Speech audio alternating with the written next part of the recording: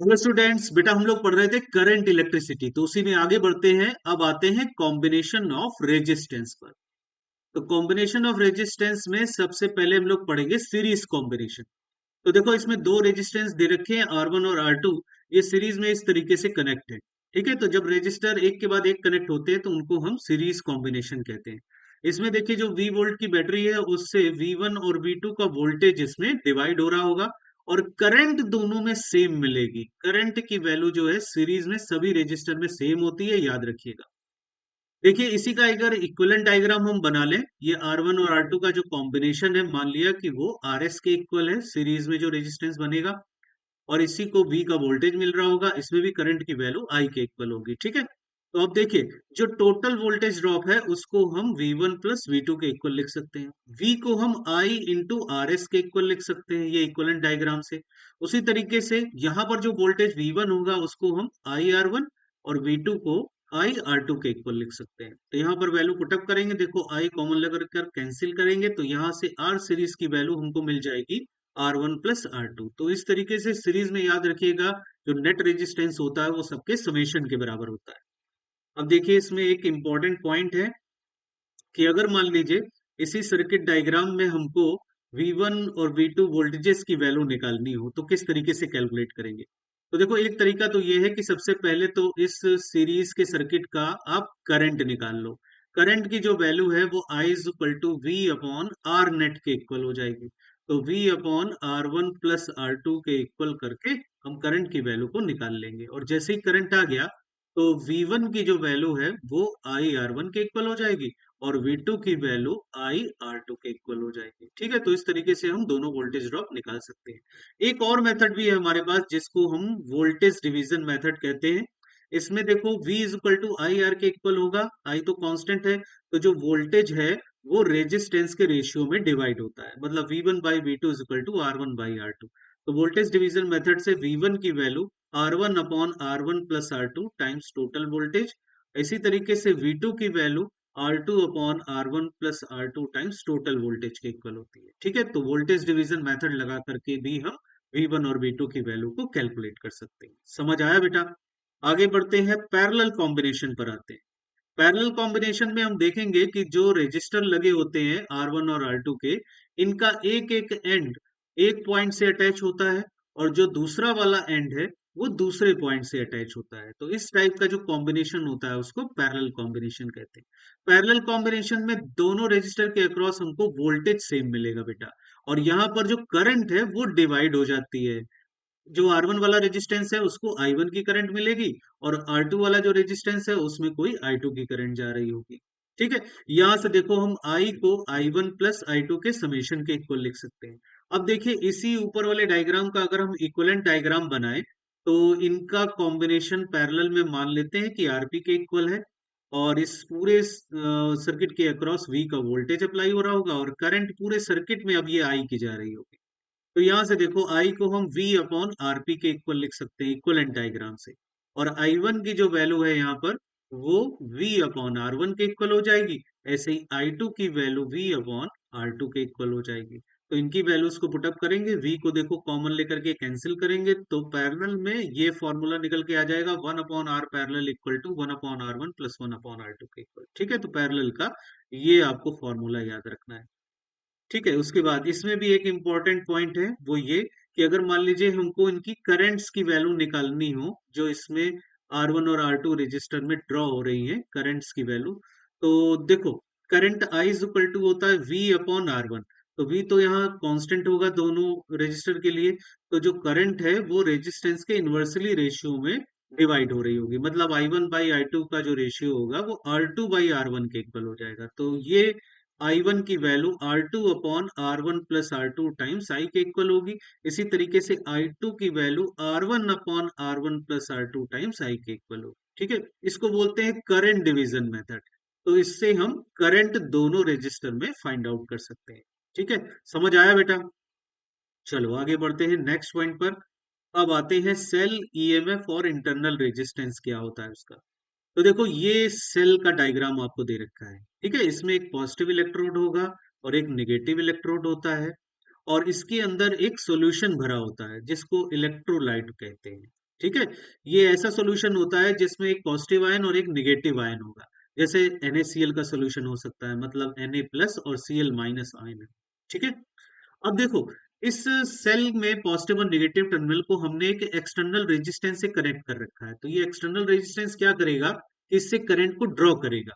तो ये discharging of cell हो रही होगी। इसी तरीके से राइट हैंड साइड में देखो, एक डायग्राम दूसरा है।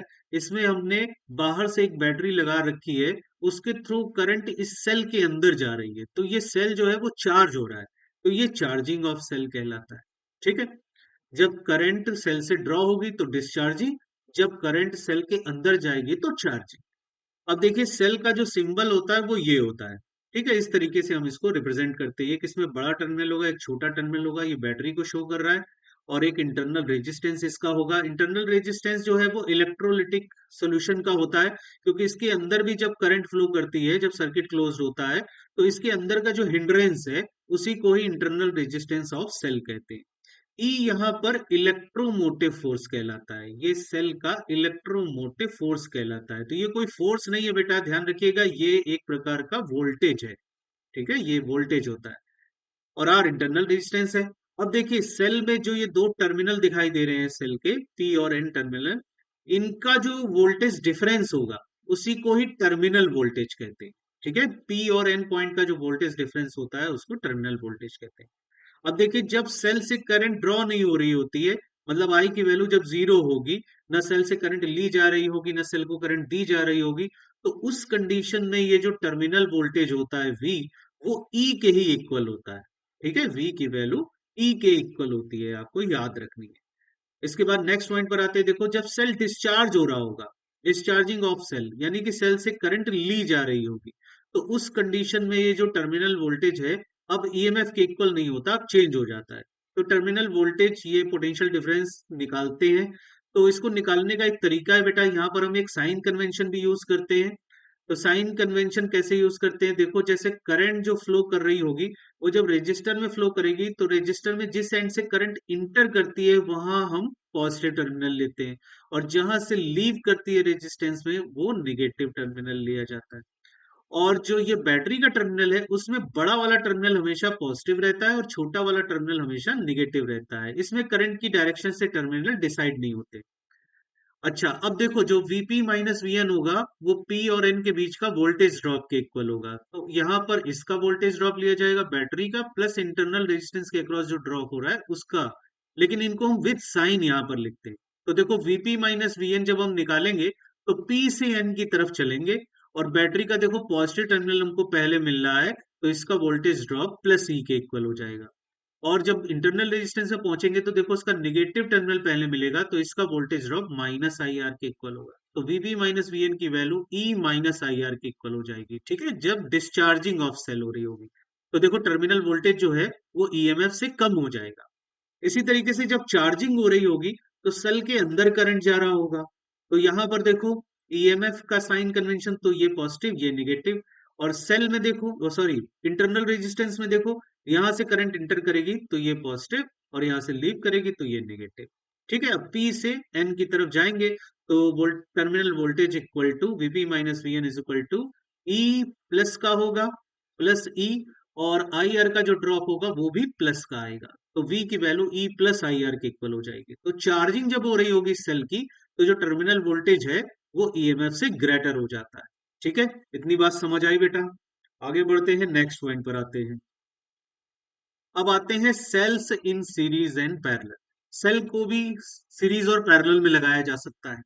तो देखो, सीरीज में जब लगाएंगे सेल्स को, तो जैसे दो सेल ये लगे हुए हैं, तो जब दोनों के पॉजिटिव पॉजिटिव एक तरफ और निगेटिव निगेटिव दूसरी तरफ, मतलब देखो दोनों के जो पॉजिटिव पॉजिटिव है यहाँ पर वो लेफ्ट में है, और जो निगेटिव वाले टर्मिनल है वो राइट में है, तो इस टाइप का जो कॉम्बिनेशन होता है, इसको हम बोलते हैं सेम पोलरिटी। ठीक है, हम कहेंगे ये दोनों जो सेल हैं वो सेम पोलरिटी में है। ठीक है, या फिर इसको करेक्टली कनेक्टेड भी कहते हैं। ठीक है, इसी को करेक्टली कनेक्टेड भी कहते हैं। तो देखो, इस कंडीशन में जो इक्विवेलेंट ईएमएफ होता है वो उनके समेशन के बराबर होता है, यानी E1 प्लस E2 के इक्वल हो जाएगा। और इन दोनों का जो नेट रेजिस्टेंस होगा वो are net R1 plus R2 के इक्वल हो जाएगा, क्योंकि दोनों सीरीज में लगे हुए हैं। और इस तरीके से इनका इक्विवेलेंट डायग्राम बन जाएगा। अब दोनों पॉजिटिव पॉजिटिव एक तरफ है तो इनका जो इक्विवेलेंट डायग्राम बनेगा उसका पॉजिटिव भी लेफ्ट साइड में रहेगा और नेगेटिव राइट साइड में रहेगा। ठीक है, इस तरीके से, और आर नेट की वैल्यू R1 प्लस R2 के इक्वल हो जाएगी। अब देखिए, अगर मान लीजिए n इक्वल सेल कनेक्ट हो इसी तरीके से सीरीज में, है ना, दो की जगह मान लीजिए n इक्वल सेल हो और सबका ईएमएफ भी सेम हो, तो उस कंडीशन में जो ई इक्विवेलेंट की वैल्यू है वो NE के इक्वल हो जाएगी और जो नेट इंटरनल रेजिस्टेंस है वो NR के इक्वल हो जाएगा। ठीक है। अच्छा, अब देखो, इसमें एक इंपॉर्टेंट बात कि अगर मान लो दूसरा वाला सेल अपोजिट पोलरिटी में कनेक्ट हो, ठीक है, इस तरीके से, इसका देखो पॉजिटिव इधर निगेटिव इधर है, लेकिन दूसरे वाले सेल का पॉजिटिव जो है वो राइट में हो गया है और निगेटिव लेफ्ट में हो गया है, तो इस टाइप का जो कॉम्बिनेशन होता है इसको हम कहते हैं अपोजिट पोलरिटी। तो अपोजिट पोलरिटी में जब इस तरीके से कनेक्टेड होते हैं तो जो ई इक्वलेंट की वैल्यू है वो उनके डिफरेंस के बराबर हो जाती है बेटा, E1 माइनस E2 के बराबर। अब जैसे मान लो E1 यहाँ पर बड़ा है अगर E2 से, ऐसा है, तो E1 माइनस E2 जो नेट इक्वलेंट आएगा वो पॉजिटिव मिलेगा हमको। तो जो इफेक्टिव डायग्राम बनेगा यानी इक्वलेंट डायग्राम बनेगा उसका पॉजिटिव भी लेफ्ट की तरफ होगा और निगेटिव राइट की तरफ होगा। इस तरीके से पहले वाले सेल के अकॉर्डिंग ही उसका साइन कन्वेंशन होगा। बात समझ में आई बेटा? और R1 R2 तो सीरीज में ही कनेक्ट है तो आर नेट की वैल्यू R1 प्लस R2 के इक्वल हो जाएगी। उसके बाद अगर मान लीजिए कई सारे सेल सीरीज में कनेक्टेड है, जैसे ये बताया गया है कि n सेल्स कनेक्टेड है ना, सबका ईएमएफ E का ही है, और उसमें जो m सेल्स हैं ये अपोजिट पोलरिटी में कनेक्टेड है, तो क्या होता है कि जो इक्वलेंट ईएमएफ की वैल्यू है वो n minus two M times E के इक्वल हो जाती है। मतलब n ई ईएमएफ में से 2m ई ईएमएफ कैंसिल आउट हो जाएगा। इसको हम ऐसे एग्जांपल लेकर समझ सकते हैं कि मान लीजिए 10 सेल है हमारे पास और उसमें दो सेल अपोजिट पोलरिटी में लगे हुए हैं, तो जो दो सेल अपोजिट पोलरिटी वाले होंगे वो दो सेल जो सेम पोलरिटी में लगे होंगे उनको कैंसिल आउट करेंगे, तो टोटल 4 सेल जो है सर्किट से वो कैंसिल आउट हो जाएंगे। तो 10 सेल में फिर कितने बचेंगे? 6 बचेंगे, बचेंगे कि नहीं? तो मतलब कि जितने अपोजिट पोलरिटी में होते हैं उसके डबल सेल कैंसिल आउट हो जाते हैं। तो यहां पर भी देखो m सेल अपोजिट पोलरिटी में है तो n में से 2m सेल कैंसिल आउट हो जाएंगे, इतना ईएमएफ बचेगा। समझ आया बेटा? आर नेट की वैल्यू एनआर के इक्वल हो जाएगी क्योंकि सभी सीरीज में है, कनेक्ट हो जाएंगे। अब आ जाते हैं सेल्स इन पैरेलल। तो पैरेलल में देखो इस तरीके से कनेक्टेड होंगे, ये डायग्राम बना हुआ है। अब इसमें भी देखो, अगर दोनों के पॉजिटिव पॉजिटिव एक तरफ और निगेटिव निगेटिव एक तरफ होते हैं तो इसको हम बोलते हैं सेम पोलरिटी। ठीक है, फिर से ये कहलाएंगे इन सेम पोलरिटी। तो सेम पोलरिटी में जब इस तरीके से कनेक्टेड हो, इसका ईएमएफ E1 और इंटरनल रेजिस्टेंस R1, इसका E2 और इंटरनल रेजिस्टेंस R2, तो इनका जो कंबाइंड इक्विवेलेंट डायग्राम बनेगा वो ये बन जाएगा, ई इक्विवेलेंट और आर नेट। और ई इक्विवेलेंट की वैल्यू ये आ जाती है E1 upon R1 plus E2 by R2 upon 1 upon R1 plus 1 upon R2। ठीक है, ये इंपॉर्टेंट फॉर्मूला है, आपको पैरेलल के लिए याद रखना है डायरेक्ट। और आर नेट की वैल्यू इनका पैरेलल का कॉम्बिनेशन आ जाएगा तो वो R1 R2 upon R1 plus R2 के इक्वल हो जाएगा। क्लियर हुआ बेटा सबको? आगे बढ़ते हैं। अगर मान लीजिए E2 जो है वो अपोजिट मैनर में कनेक्टेड है या अपोजिट पोलरिटी में कनेक्टेड है इस तरीके से, ठीक है, E1 का पॉजिटिव तो इधर है निगेटिव उधर, लेकिन E2 का देखो पॉजिटिव उधर हो गया और निगेटिव इधर हो गया। ठीक है, इस तरीके से कनेक्टेड है। तो क्या होता है कि जो अपोजिट वाला कनेक्टेड है उसको हम निगेटिव साइन कंसीडर कर लेते हैं, ठीक है, और जो इधर वाला लेफ्ट साइड में कनेक्टेड होगा उसको हम पॉजिटिव पोलरिटी कनेक्ट करते हैं। तो ऐसे उनका इक्विवेलेंट रेजिस्टेंस निकाल लेते हैं। ई इक्विवेलेंट की value E1 upon R1 minus E2 by R2 upon 1 upon R1 plus 1 upon R2 के इक्वल हो जाएगी। ठीक है, यहाँ पर जो साइन है वो माइनस का आ जाएगा, बस इतना फर्क पड़ता है। तो अब मान लीजिए कि ये ईएमएफ बड़ा है अगर उससे, तो इससे वो सब्ट्रैक्ट होगा तो ये वैल्यू जो है वो पॉजिटिव मिलेगी हमको। तो जो इक्विवेलेंट डायग्राम भी हमको मिलेगा उसका जो साइन कन्वेंशन होगा वो ऐसा होगा जैसा E1 का है उसी तरीके से इक्विवेलेंट का भी आएगा। समझ आया बेटा? और आर नेट की वैल्यू पैरेलल का कॉम्बिनेशन इनका बनेगा R1 R2 upon R1 plus R2। अब देखिए नेक्स्ट पॉइंट पर आते हैं, एक इंपॉर्टेंट है ये। अगर मान लीजिए n सेल्स हैं हमारे पास और सभी सेम ईएमएफ के हैं और कनेक्टेड करेक्टली, यानी करेक्टली कनेक्ट हैं, मतलब सेम पोलरिटी में सब कनेक्ट हैं, इस तरीके से देखो, इसका ईएमएफ ई का इंटरनल रेजिस्टेंस आर का, ईएमएफ ई का इंटरनल रेजिस्टेंस आर का, ऐसे n रो बनी हुई है यहाँ पर। ठीक है, ये nth वाला सेल है ईएमएफ ई का, इंटरनल रेजिस्टेंस आर का, और ए बी के बीच में इसका हम इफेक्टिव निकालने जा रहे हैं, इक्वलेंट निकालने जा रहे हैं। तो मान लिया कि इनका जो नेट ईएमएफ बनता है वो ई इक्वलेंट के इक्वल है, और नेट रेजिस्टेंस आर नेट के इक्वल है। तो जो ई इक्वलेंट की वैल्यू है वो ई के ही इक्वल आ जाती है बेटा। ठीक है, जो सेम ईएमएफ सबका लगा हुआ है ना, पैरेलल में, तो जो नेट ईएमएफ है वो भी ई के ही बराबर हो जाता है। तो इक्विवेलेंट ईएमएफ की वैल्यू हो जाएगी ई के इक्वल, और जो आर नेट की वैल्यू है वो आर बाई एन हो जाएगा, इनका पैरेलल का कॉम्बिनेशन आ जाएगा। समझ आया बेटा? चलो आगे बढ़ते हैं। अब आते हैं किरचॉफ्स रूल पर। तो किरचॉफ्स रूल में पहले तो साइन कन्वेंशन समझ लेते हैं, जो अभी ऊपर हमने यूज किया था वही वाला साइन कन्वेंशन है।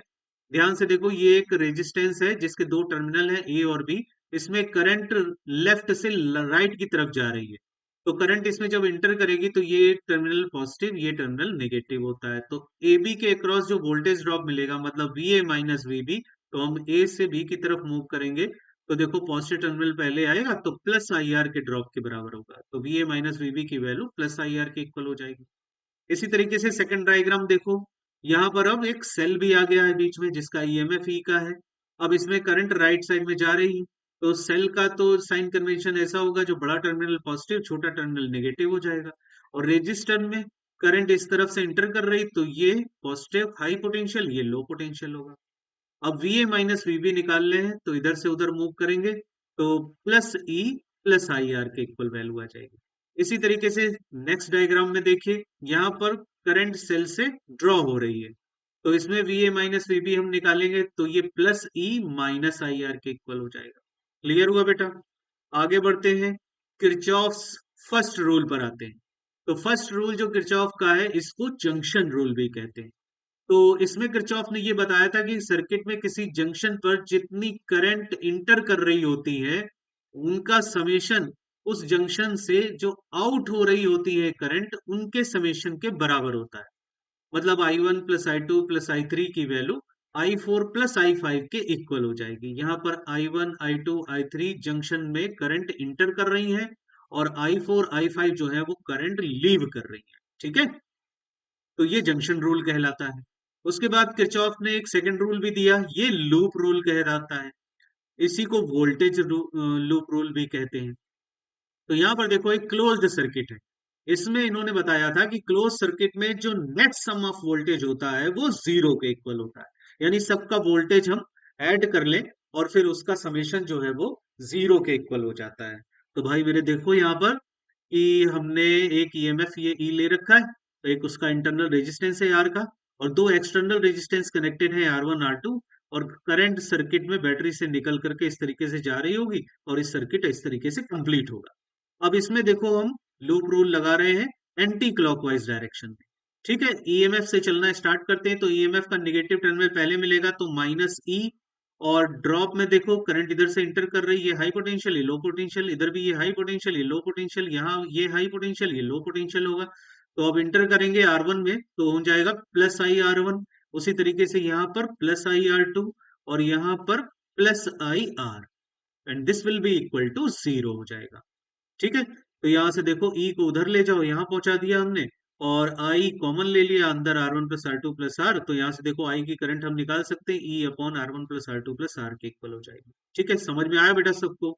आगे बढ़ते हैं, नेक्स्ट पॉइंट पर आते हैं, wheat stone bridge. Wheat stone bridge में देखो इस तरीके से चार रेजिस्टेंस एक स्क्वायर के फॉर्म में कनेक्टेड होंगे। ठीक है, इनको नाम दे दिया हमने पी क्यू आर एस, इस तरीके से चार रेजिस्टेंस। इसमें जो ए और सी वाली जो ब्रांच होगी उसमें एक बैटरी कनेक्टेड होगी, और बीच वाली जो ब्रांच होगी बी और डी, इसके बीच में एक गैल्वानोमीटर कनेक्टेड होगा, वो करंट को रीड कर रहा होगा।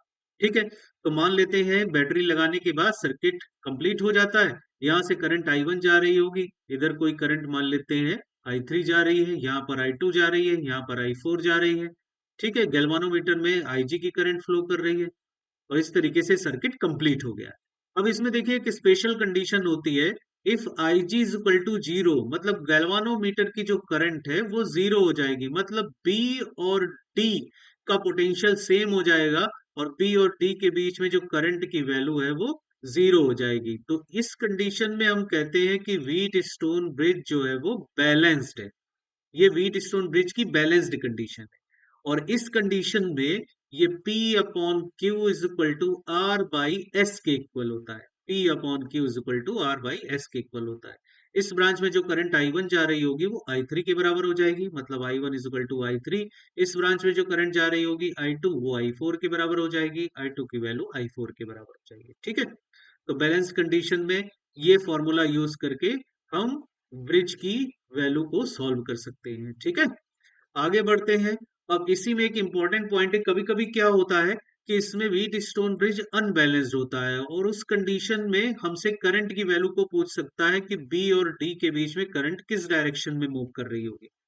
तो देखो, अगर इस तरीके की अनबैलेंस्ड कंडीशन है कि अगर पी अपॉन क्यू का रेशियो लेस देन है आर बाई एस से, ठीक है, P अपॉन क्यू का रेशियो, इधर का रेशियो लेस देन है R बाई एस से, तो इधर का जो वोल्टेज है वो बड़ा हो जाता है उधर से, मतलब VB ग्रेटर देन VD हो जाता है। तो अगर VB ग्रेटर देन VD है तो B से D की तरफ करंट फ्लो करेगी, मतलब IG फ्लो करेगी B से D की तरफ। ठीक है, उसी तरीके से अगर P upon Q greater than है R बाई एस से, तो जब ये ग्रेटर होगा तो फिर इधर का वोल्टेज उधर से कम हो जाएगा, VB लेस देन VD हो जाता है, तो IG फ्लो करेगा D टू B। ठीक है, फिर D से B की तरफ करंट फ्लो कर रही हो। समझ आया बेटा, इसको आपको लर्न कर लेना है। फिर उसके बाद आ जाते हैं मीटर ब्रिज पर। मीटर ब्रिज जो है वो प्रैक्टिकल एप्लीकेशन है व्हीट स्टोन ब्रिज का। इसमें देखो, इस तरीके का डायग्राम होता है, इसमें 3 स्ट्रिप लगी होती है मेटल की, 1 2 3। इसमें फर्स्ट और सेकंड स्ट्रिप के बीच में एक रेजिस्टर कनेक्टेड होता है आर। उसी तरीके से सेकंड और थर्ड वाली स्ट्रिप के बीच में भी एक रेजिस्टर कनेक्टेड होता है जिसको हम एस से डिनोट करते हैं। और ए और सी, यानी कि पहली और तीसरी वाली स्ट्रिप पर जो ये 2 पॉइंट मिलेंगे हमको, ए और सी, उनके बीच में एक 1 मीटर का वायर कनेक्टेड होता है, या कह सकते हो 100 सेंटीमीटर का वायर कनेक्टेड होता है। उस पर स्केल भी लगा होता है 1 मीटर का। ठीक है, अब क्या करते हैं, यहाँ एक्सटर्नल सर्किट लगा होता है, ईएमएफ के थ्रू की को कनेक्ट करके हम करंट भेजते हैं सर्किट में। तो यहाँ पर देखो, स्ट्रिप से करंट होती हुई इन रेजिस्टेंस से कनेक्ट होती हुई उधर की तरफ भी जाएगी, गैल्वानोमीटर में भी आ रही होगी करंट, और इधर इस वायर से होकर के भी करंट जा रही होगी, और फिर इधर से आने वाली करंट और वायर से होकर आने वाली करंट ये मिल करके वापस सर्किट में चली जाएगी। इस तरीके से सर्किट कंप्लीट हो जाता है। अब यहाँ पर देखो, सेकंड वाली स्ट्रिप में यहाँ पर एक गैल्वानोमीटर लगा होता है जिसमें यहाँ पर आगे एक जॉकी लगा होता है। इस जॉकी के थ्रू हम यहाँ पर वायर के ऊपर टच करके देखते हैं कि कहाँ पर हमें गैल्वानोमीटर की जो रीडिंग है वो 0 मिल रही है। तो जैसे ही रीडिंग हमको 0 मिल जाती है, हम कहते हैं कि उस कंडीशन में जो मीटर ब्रिज है वो बैलेंस्ड की कंडीशन में। तो इस कंडीशन में यहाँ पर हम स्केल की हेल्प से ये वाली लेंथ मेजर कर लेते हैं जो कि L1 के इक्वल होती है, और इधर वाली लेंथ जो है वो 100 माइनस L1 के इक्वल होती है। L1 यहाँ पर सेंटीमीटर में लेंथ गिवन होगी। ठीक है, तो अब देखो, L1 लेंथ का जो रेजिस्टेंस है वो हम P कंसीडर करते हैं, इसी तरीके से 100 माइनस L1 लेंथ का जो रेजिस्टेंस है वो हम Q के इक्वल कंसीडर कर लेते हैं। और बैलेंसिंग की कंडीशन में जब गैल्वानोमीटर की रीडिंग 0 होगी तो ये P अपॉन क्यू का रेशियो R बाई एस के इक्वल हो जाता है। तो P अपॉन क्यू का जो रेशियो है वो R बाई एस के इक्वल हो जाएगा। P का जो रेजिस्टेंस है उसको हम लिख सकते हैं RM इंटू L1। RM यहाँ पर जो है वो रेजिस्टेंस पर सेंटीमीटर ऑफ एसी वायर है। ठीक है, इस वायर का रेजिस्टेंस पर सेंटीमीटर, तो L1 लेंथ से उसमें मल्टीप्लाई करेंगे तो L1 लेंथ का रेजिस्टेंस हमारे पास आ जाएगा। तो P रेजिस्टेंस की वैल्यू ये मिल जाएगी। उसी तरीके से Q रेजिस्टेंस की value RM into 100 minus L1 के इक्वल हो जाएगी, and this will be equal to R by S. तो RM देखो ऊपर नीचे कैंसिल आउट हो जाएगा, तो ये रेशियो बन जाएगा L1 upon 100 minus L1 is equal to R by S. तो ये कंडीशन मीटर ब्रिज में फॉलो करती है। तो ये बेटा हम लोगों का था करंट इलेक्ट्रिसिटी जो कंप्लीट हो गया। अब नेक्स्ट टर्न पर हम लोग पढ़ेंगे इसका नेक्स्ट चैप्टर। ओके, तब तक के लिए बेस्ट ऑफ लक।